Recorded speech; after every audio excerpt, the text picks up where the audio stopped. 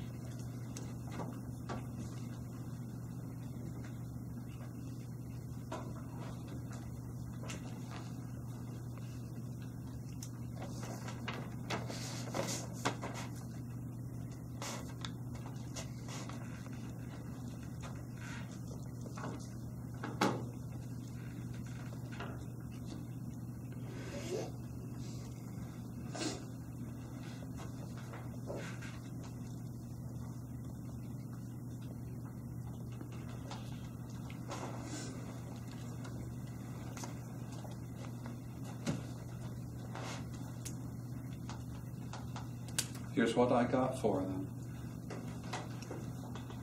This is the answers your calculator would give you before you assess them for precision, proper significant figures.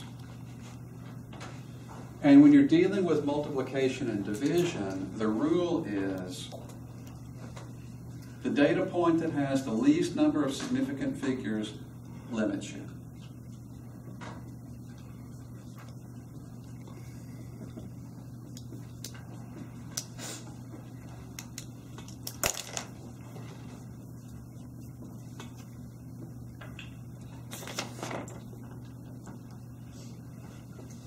So just as a quick illustration of that rule, if you've got something that has 4 significant figures and you're multiplying that by something that has 2 significant figures, 4 significant figures in that data point, 2 significant figures in the other data point. Of those 2 data points, this is the least reliable one. That means regardless of what number you get on your calculator, you're going to have to cut it to 2 significant figures. You assess each data point, and the one with the least significant figures limits the significant figures you keep in the answer. So you're inspecting each data point independently, and you round things off accordingly. 2 times 9, calculator says 18. I think we would all agree with that if that were exactly 2 and exactly 9. But by the way that's written, that's not exactly 2 and that's not exactly 9, or it would have point zeros after, right? That's approximately 2, somewhere between 1 and 3. Approximately 9, that could be somewhere between 8 and 10. Something close to 2 multiplied by something pretty close to 9 is not going to be exactly 18. This is one significant figure, that's one significant figure, that's one significant figure, this has to round. 18 is somewhere between 10 and 20, closer to 20. Proper answer here is 20. Approximately 2 times approximately 9 gets you somewhere close to 20. Approximately 20. Keyword being approximate. Question with that.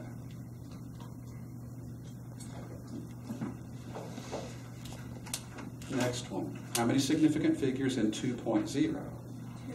2. And in 9.0? So how many can we legitimately keep in the answer? 2. And so 18 is fine the way it is, correct? That one is fine the way it is. Next one. 2.0 is 2 significant figures, but the 9 is only 1.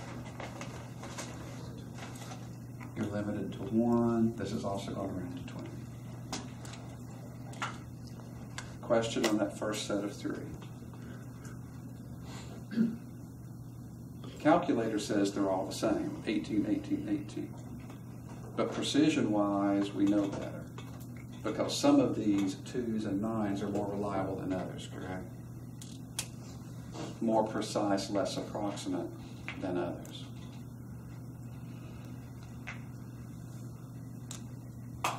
These next 3 are also kind of a set. 1400 with the decimal very deliberately dotted in. How many significant figures is that? 4. All 4 of them. Good. What about 0.024? Specifically the 2 and the 4, correct? So we can keep 2 significant figures. That's the 3 and the 3, and the 6 has to round. What's it going to round to be? 34. 34, and that would be your answer, correct? 1400 with a decimal, 0.0240. Now that trailing 0 matters, right? That's a precision 0. So 4 significant figures compared to 3 significant figures, we can keep 3 significant figures, so 33.6 is fine. All of that would count.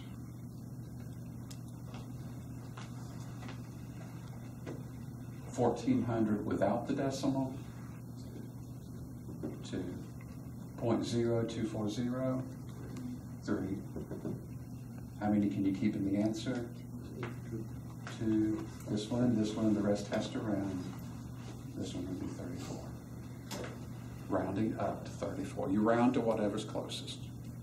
And that's closer to 34 than it is to 33. Question on that one? All right. 788.0. How many significant figures? 4. 109. In your answer? 3. Which means all of that has to round. So you're between 85,800 and 85,900. Closer to 900.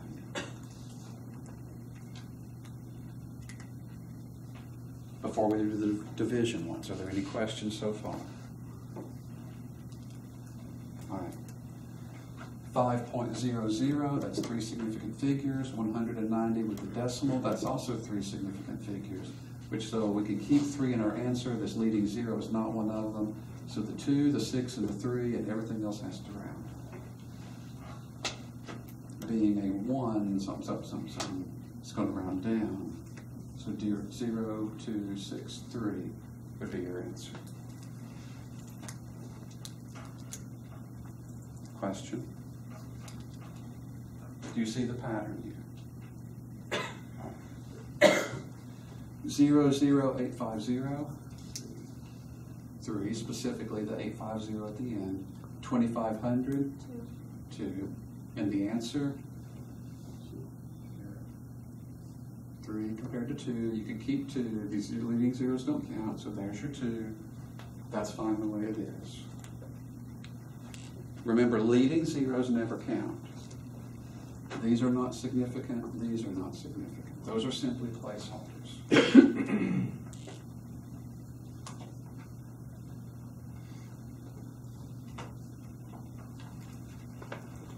So comparing the two data points, the lesser significant figures is 2. We'll round to 2 in our answer. That one just happens to already be 2. And the last one, there's 3 here and there's 4 here. So 3, and it's not these. So it's the 3 and the 4, and we need an additional 0. To show that that's 3 significant, it's out to 3 significant figures, it ends on 3, 4. But that would be 3, 4, 0 to show 3 significant figures worth of precision. Question with that?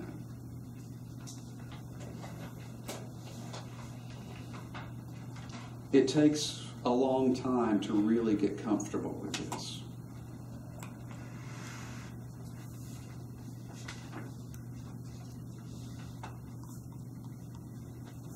And by long time, I mean Chem 2. All right? It takes a while. All right? You're probably not going to be really comfortable with it for a while. But you will be seeing it a lot. It's kind of any mathematical problem we do, it's going to be nested in there.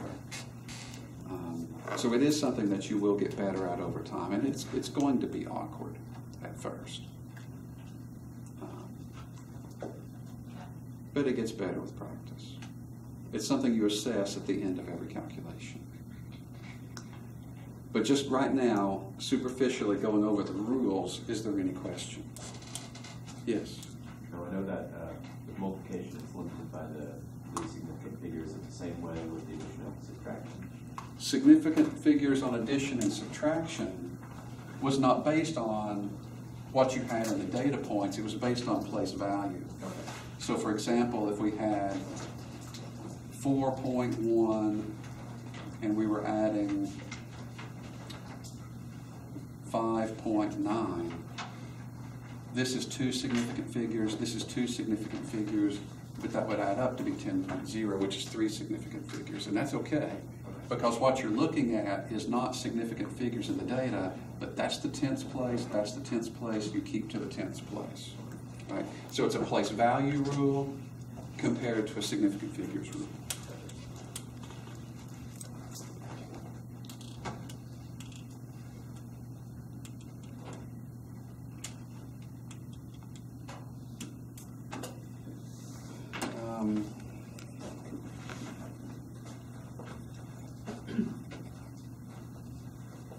Put your pencils down for a minute. I want to do something here just as an illustration. This is not something you need to, that doesn't need to make it into your notes, okay?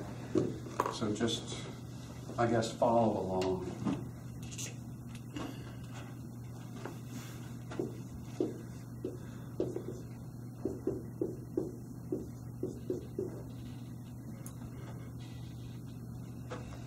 I'm going to set this up longhand just so we can see how the numbers would go, but this would be 16.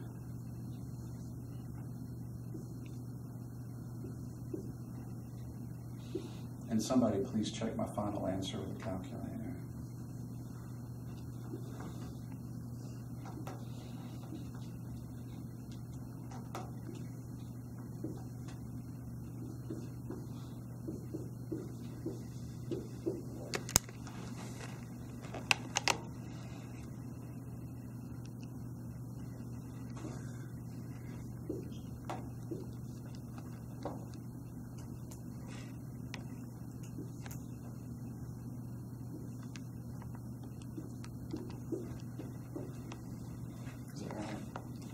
Yes, okay, good.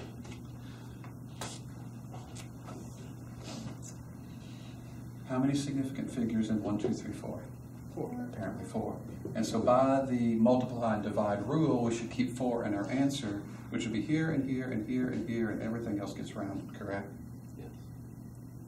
Now, multiplication is really, if you get right down to it, it's a shortcut for addition. Like 2 times 3 is 2 plus 2 plus 2, right? And so if multiplication is derived from addition, if we looked at all this, and this is the reason I wrote it out long ways like this, if you look at the 4 parts of this number, and you look at them in terms of place value, you'd be cutting it off right there anyway, right?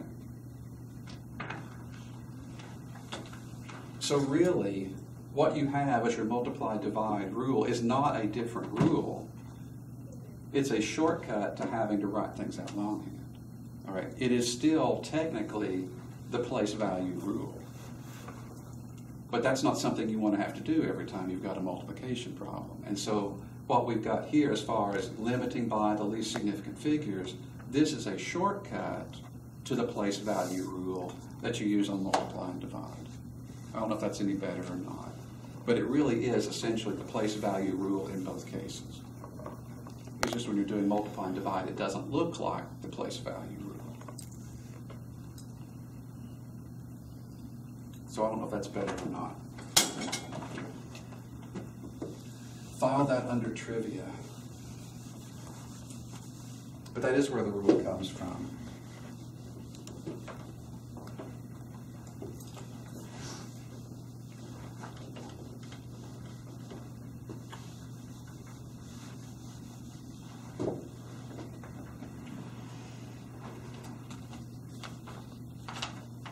Now the next page in the notes is talking about SI units and SI prefixes.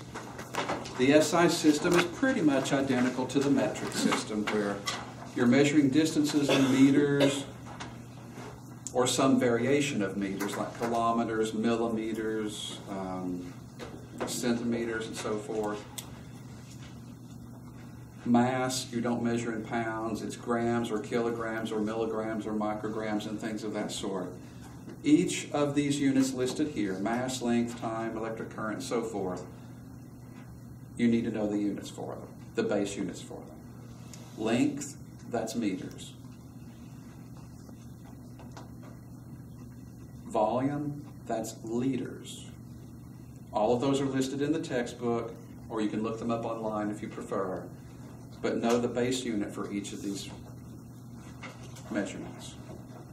Below that, you've got SI prefixes. This is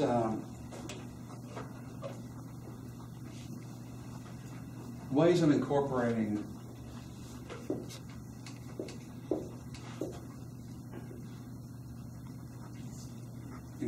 units and numbers. Because the way our brains work, we think best on a certain limited framework of numbers. And it helps to be able to go to smaller numbers sometimes, or sometimes bigger numbers, to get in that framework of numbers to where the units match. For example,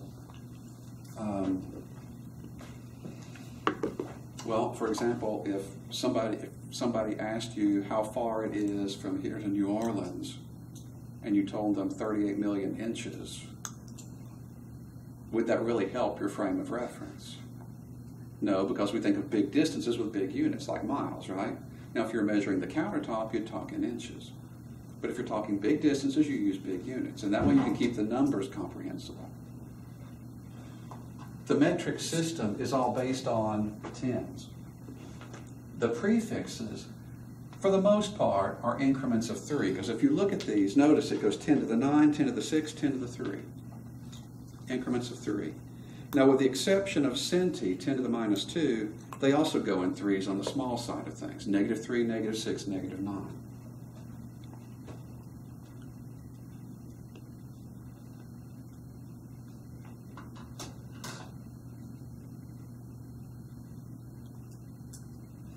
What number is this? 3,000. Lowercase m here means meters, so this is a distance of 3,000 meters. If you put that into scientific notation, where the decimal is here, 1, 2, 3 spots, that would be 3 times 10 to the 3rd meters. And you could take this 10 to the 3rd out of the number and put it into the unit, because the prefix for 10 to the third power is lowercase k, meaning kilometer. So 3,000 meters, 3 kilometers. That's the same thing.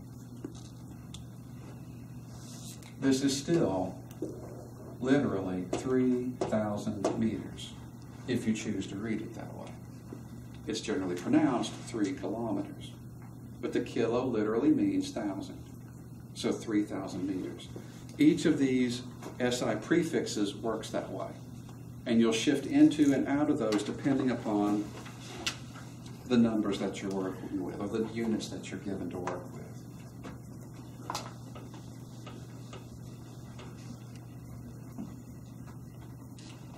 The reason that these are set up in increments of 3, 10 to the third, 10 to the sixth, 10 to the ninth. Let's just go back to this again for a second.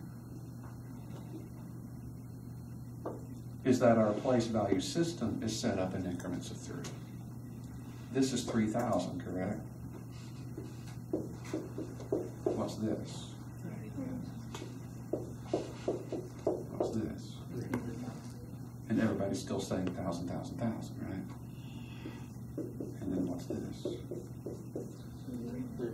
Not 3,000, 1,000, right? We go thousands, thousands, thousands, then millions, millions, millions, and then billions, billions, billions. And the words for those numbers are set in sets of 3. 3,000, 30,000, 300,000, then we switch to million. 3 million, 30 million, 300 million, then we switch to billion, correct? And so these prefixes are set up in increments of 3 because our word system is set up in increments of 3. It's made to go hand in hand with that. It's made to be convenient. So you want to make sure that you memorize each of those, symbol and name, so that you're able to shift in and out of those as need be. All right, page on dimensional analysis. Put a big, huge star at the top of the page because, like I said, this is the most important section out of the whole book.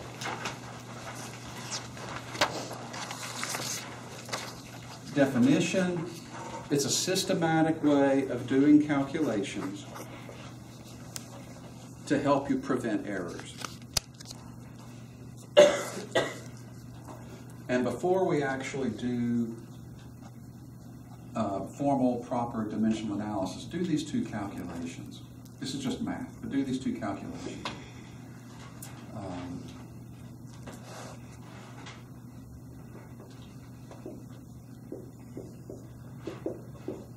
Multiplying fractions.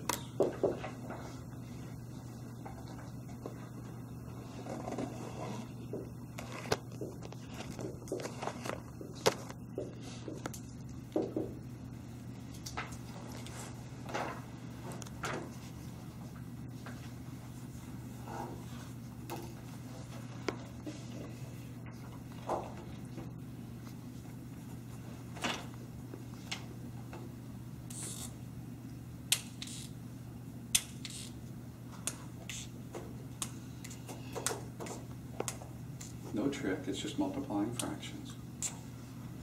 When you're multiplying fractions, the pattern is you multiply numerators together and you multiply denominators together, correct? So the proper way of multiplying this out would be 3 times 4, that's 12. That's your numerator. 4 times 5, that's 20. 12 20s would be your answer. Except that both of those are even numbers and you ought to reduce things if you can, correct?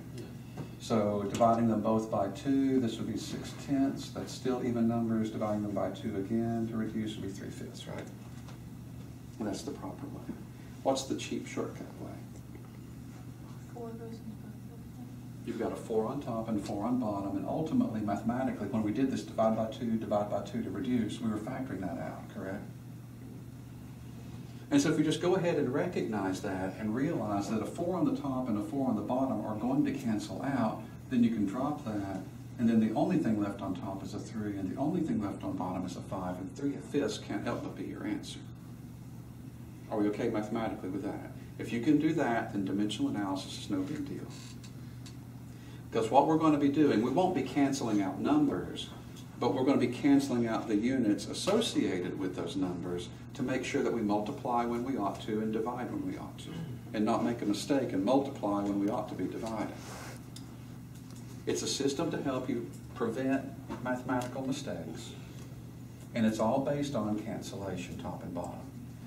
The only thing different over here is this 4 doesn't have a denominator. You treat things like that as having a denominator of 1, so the 4 is numerator, 4 times 2 is 8, 1 times 9 is 9, 8 ninths would be your answer. The number by itself counts as numerator. Question with either of those. All right. Dimensional analysis now. Question number 1. And some of these early ones you could probably do without having to go through dimensional analysis, but you want to get in the habit of how to do them with dimensional analysis, because it won't be long until we're into using terminology you're not familiar with, and you want to have a systematic method you can use, even when you're not quite clear on the concept. Problem number 1, we want to convert 1.5 feet into inches. This is our starting number.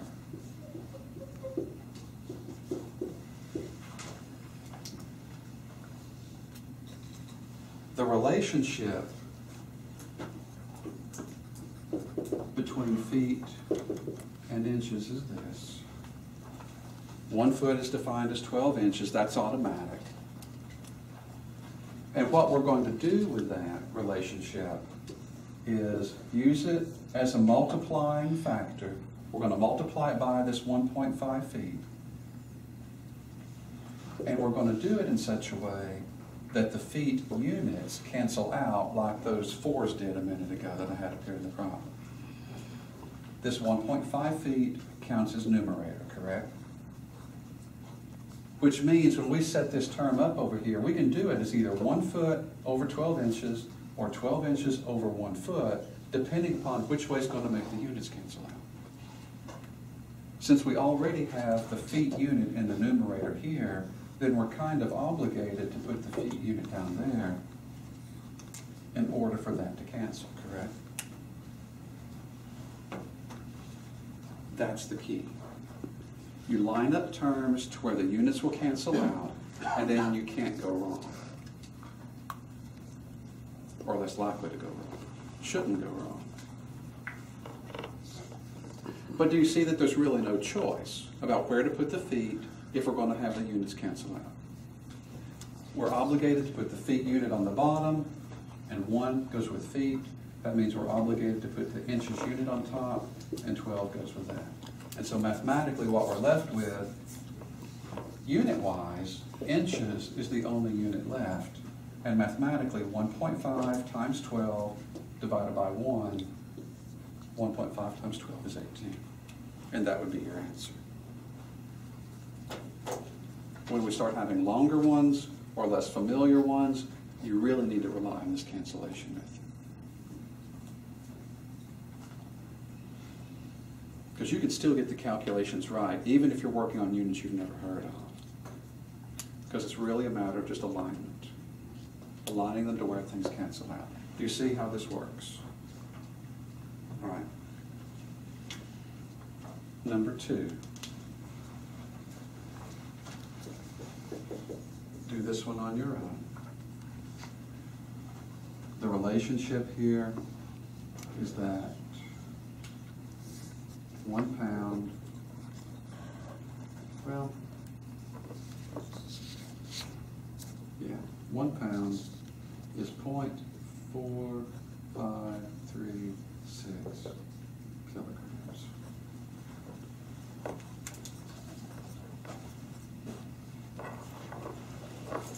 The 170 pounds is your starting point. What I've written up in the corner there is your conversion factor.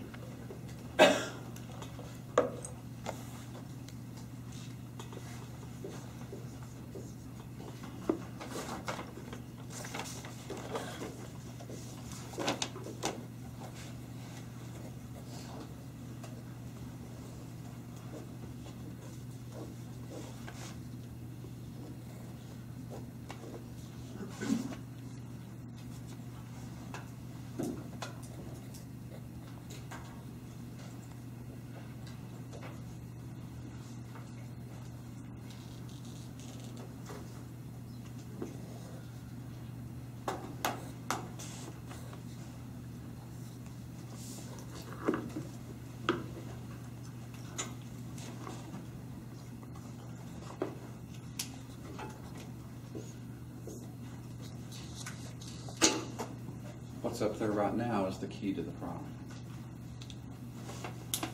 Obviously not finished, but that's the key to it. Are you getting what you should?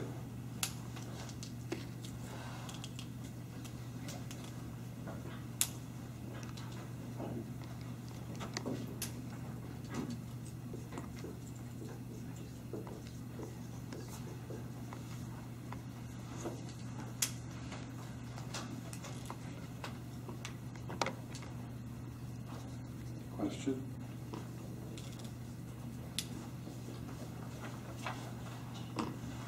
Number 5.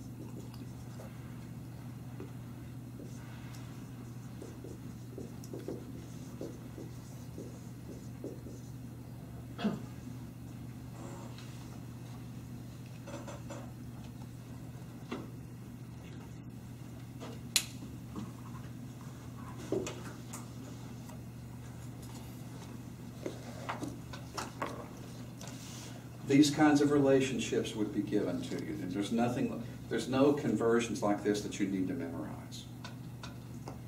That's going from English units to metric units. The conversions that you're responsible to memorize are those metric prefixes, so that you can convert from grams to kilograms, or millimeters to micrometers or nanometers. The only ones you've got to memorize are the metric ones, those metric prefixes. But things like this would be given to you.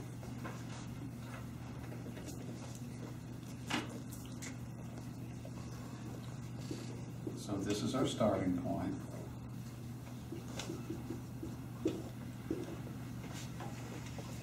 It's not going to make any difference whether we do the pound to gram part first